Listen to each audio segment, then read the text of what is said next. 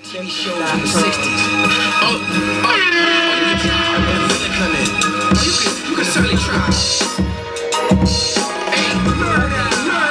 Yeah, Lady Yes. By the B, and I'm big like the gladiator. And on the wheels, we got DJ Big Jeff.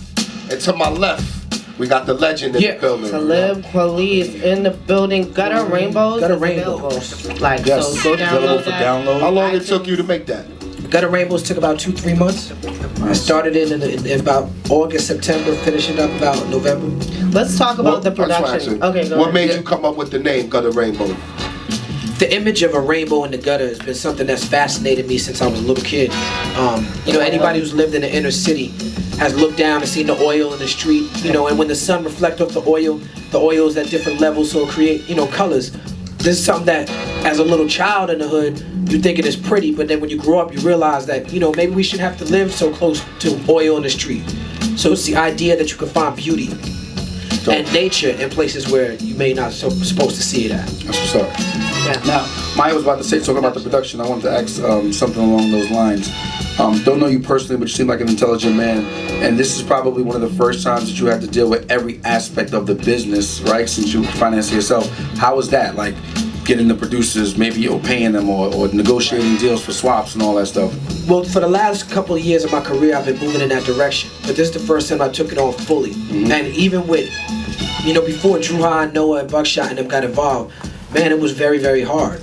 Even with me being a little bit of established artist, I found that People greedy, that's what you found. No, I just found it was tough. I mean, when we talk about paying producers, sample Clearances, getting in touch with a marketing promotion company, finding a publicist, it was overwhelming. It was stressful, and the worst thing about it is it takes so much time away from what I should be doing, which is being in the studio, Right. recording music.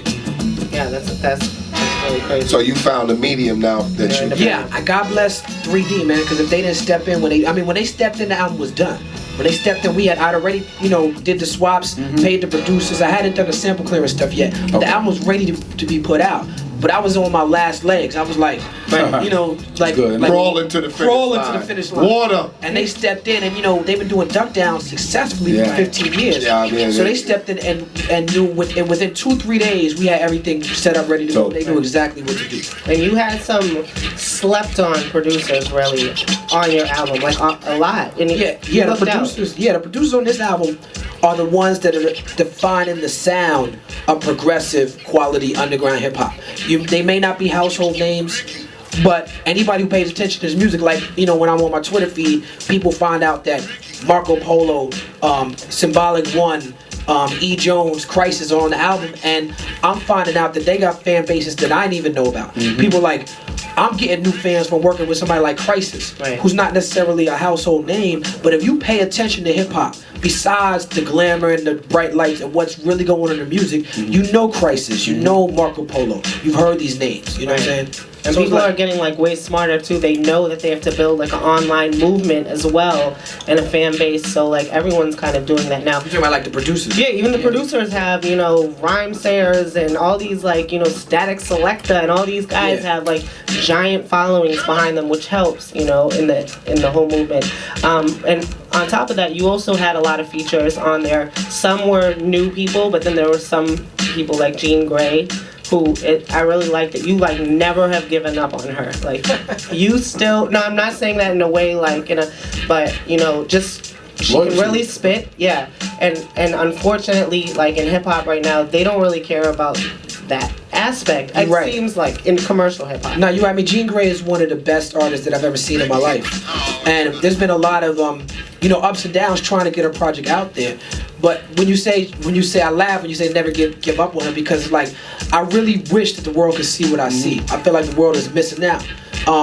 People who come into contact with Jean Grey on a real level, whether it's through a song or seeing her show, they know. But the gates are so well guarded that it's hard to get people to even pay attention sometimes. No, that's dope, because you see Redman with Lady Luck. He wouldn't even do a track now. I mean, I'm not saying maybe he would. I don't know, but you don't see that type of chemistry or. Well, I mean, with Lady Luck, from what I remember, You know, she could spit, by the way. Like she won. Incredible. She won the battle, and she was in the Source Unsigned Hype, and she got signed to Def Jam. Because I remember this crazy. She's on the Pharoah Monch Simon Says remix. Right. And this is how the industry was back in the day. The Simon Says remix was so crazy, and Redman and Method Man was cracking at the time. So it's like, yo, we want to do the Simon Says remix. Busta, you know how Busta is. Busta's like, well, I gotta be on it. You know what I'm saying? Busta just, you know, bully foot his way onto the remix with the verse and all that. And then they, Def Jam was like, okay, you can let Redman, and we're gonna let Redman and Method Man be on it, but you need to put Lady Luck on it.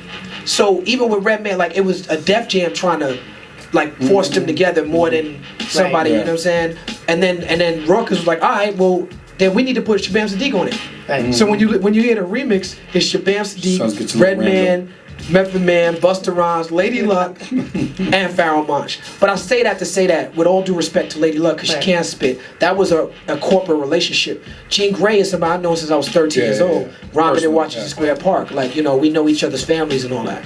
Yeah, undeniable chemistry too, always on records. There was a song, Tater Tot. Tater Tot. Yeah, shout out to Nick Speed in Detroit. Real quick, because do you feel like the art of storytelling had, because that was a storytelling type of record. If you want to just give a background quickly to people out there that might not have heard the record, you were... Well, I'm not known for those storytelling type of records, but I'm a fan of not just storytelling rap, your Ray and Ghost, your Slick Ricks, your Biggies. That's something that I look at from a distance and be like, damn, I wish I could do that. I'm also a fan of like the Coen brothers and Quentin Tarantino, and really well written sort of road trip violent films. You know, like this is my shit. So Tater Tots was an attempt for me to try that genre and try to create something cinematic, and to try to be on a Talib Kweli record, somebody other than Talib Kweli, which I've never done before. You know, I have a group called Idol Worship with Reese, where I do different things, play different characters, but as an artist, you never want to be in a box. And Tater Tots allowed me to do that, and I think I want to start doing that more often.